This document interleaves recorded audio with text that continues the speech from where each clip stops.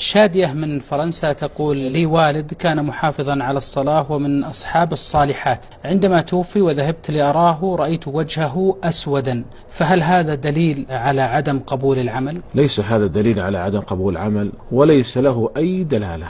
وجه الميت بعدما يموت لا يدل على أي شيء، لا على الصلاح ولا على عدم الصلاح، وإنما هو يتأثر بحالة الإنسان الجسدية. بعض الناس يكون عنده نوع من احتقان الدم في وجهه فيكون مشرقا، بعد وفاته ينحبس الدم فيظهر الإشراق، وبعضهم قد يكون على العكس، يكون انحباس للدم فيكون في وجهه سواد. هذه كلها تتأثر بحالة الإنسان قبل وفاته، حالة الإنسان الصحية قبل وفاته، فليس فيها دلالة على صلاح الإنسان أو على عدم صلاحه.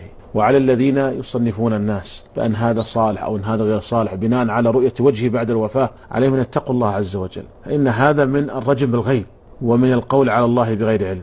ما الذي يدرك عن هذا؟ هل هو صالح أو غير صالح؟ هذه كلها التي تراها لا تدل على صلاح الإنسان أو على عدم صلاحه.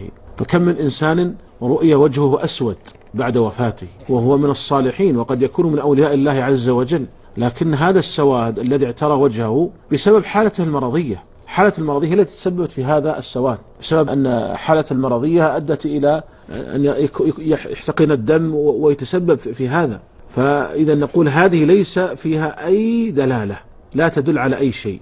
ولذلك نقول للأخت الكريمة: اطمئني، فكونك رأيت والدك أسود بعد وفاته وتقولين أنه سيرته من الصالحين، رؤية وجهه أسود لا يدل على أنه ختم له بخاتمة السيئة، وإنما هذه مرتبطة بحالته المرضية قبل وفاته.